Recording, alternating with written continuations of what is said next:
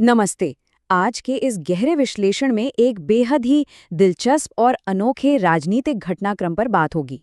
बात हो रही है इटली की प्रधानमंत्री जॉर्जिया मेलोनी की। दुनिया भर में अक्सर देखा जाता है कि जब भी कट्टरपंथी नेता सत्ता में आते हैं तो भारी उथल-पुथल की आशंकाएं जताई जाती हैं। लेकिन मेलोनी एक प्रैग्मैटिक पैराडॉक्स यानी एक पूरी तरह से व्यवहारिक विरोधाभास बनकर उभरी हैं। उनके शुरुआती राजनीतिक सफर और आज सरकार चलाने के तरीके में सच में जमीन आसमान का फर्क है। आखिर ये पूरा माजरा क्या है, चलिए समझते हैं। अब इस बहुत ही हैरान करने वाले अंतर को समझने के लिए थोड़ा इतिहास में चलते हैं। दूसरे विश्व युद्ध के बाद से इटली की राजनीति लिटरली किसी रोलर कोस्टर जैसी रही है। औसतन हर साल एक नई सरकार। सोचिए, हर साल। लेकिन आज की स्थिति बिल्कुल अलग है। जॉर्जिया मेलोनी ने अपना तीसरा साल पूरा कर लिया है और पता है, ये बात उन्हें पिछले करीब 15 सालों में सबसे लंबे समय तक सत्ता में रहने वाली इतालवी प्रधानमंत्री बनाती है। ये कोई छोटी बात नहीं है। भाग 1, the stability anomaly, defying expectations, यानी स्थिरता की विसंगति, उम्मीदों के बिल्कुल विपरीत। तो वर्तमान वास्तविकता उन सभी पुरानी भविष्यवाणियों के एकदम उलट है। याद है जब सत्ता में आने से पहले एक बड़ी नव फांसीवादी अराजकता की चिंता जताई जा रही थी? खैर, शासन का उनका तरीका उन आशंकाओं से कहीं ज्यादा नम्रपंथी साबित हुआ है। किसी भी तरह की चरम अराजकता से बेहद कुशलता से बचा गया है। दिलचस्प बात यह है कि इटली ने यूरोप के भीतरी राजनीतिक घेरे में अपनी एक मजबूत जगह बना ली है। और तो और, अंतर्राष्ट्रीय स्तर पर भी उनका काफी प्रभाव है। यहाँ तक कि अमेरिका के पूर्व राष्ट्रपति ट्रंप भी उनके विचारों को बहुत ध्यान से सुनते हैं। भाग 2, fringe to mainstream, the origin story, यानी हाशिए से मुख्य धारा तक की शुरुआत। अब इस वर्तमान नरमी को पूरी तरह से समझने के लिए हाशिए से मुख्य धारा तक का उनका राजनीतिक सफर देखना बहुत जरूरी है। शुरुआत होती है महज 15 साल की उम्र में, जब उन्होंने इटली की नव फांसीवादी पार्टी MSI ज्वाइन की। फिर 2008 में एक बहुत बड़ा टर्निंग पॉइंट आया। केवल 31 साल की उम्र में सिल्वियो बर्लुस्कोनी के मंत्रिमंडल में शामिल होकर वो युद्ध के बाद सबसे कम उम्र की मंत्री बनी। इसके बाद 2012 में ब्रदर्स ऑफ इटली का गठन हुआ।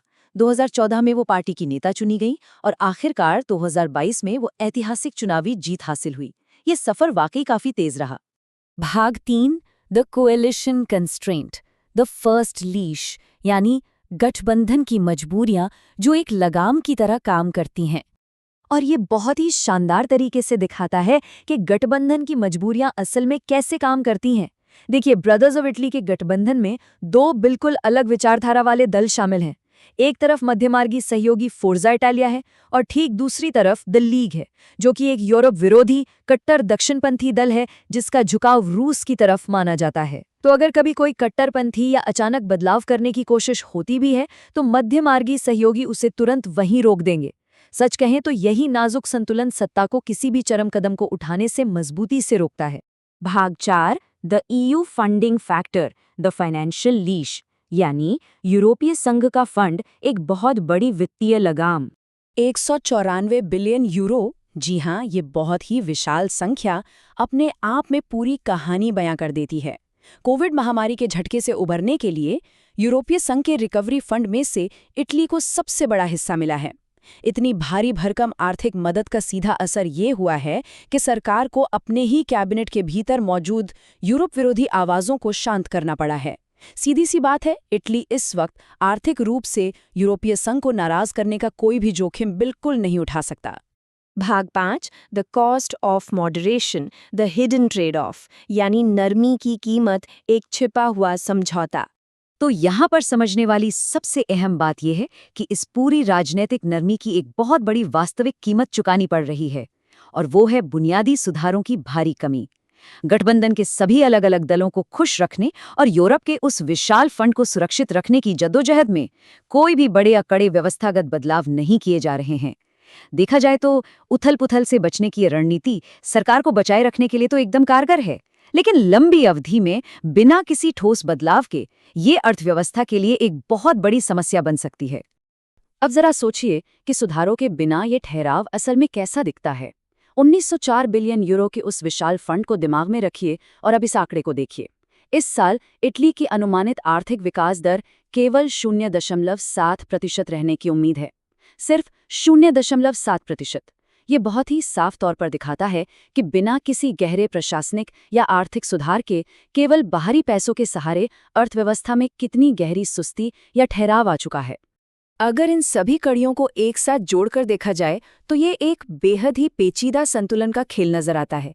एक तरफ कभी कभी लोक लुभावन बयान देकर कट्टर समर्थकों का जोश हाई रखा जाता है, तो वहीं दूसरी ओर सरकार चलाने में एक बहुत ही नरमपंथी और समझदारी भरा रुख अपनाया जाता है।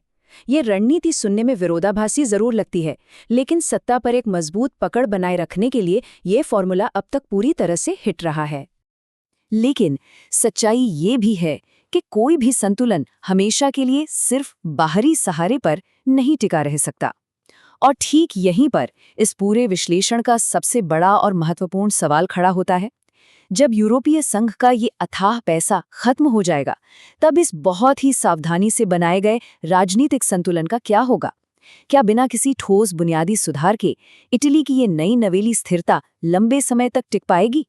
ये यकीनन एक ऐसा सवाल है जिसका जवाब ना सिर्फ इटली बल्कि भविष्य की पूरी यूरोपीय राजनीति की दिशा तय करेगा। सोचिएगा जरूर।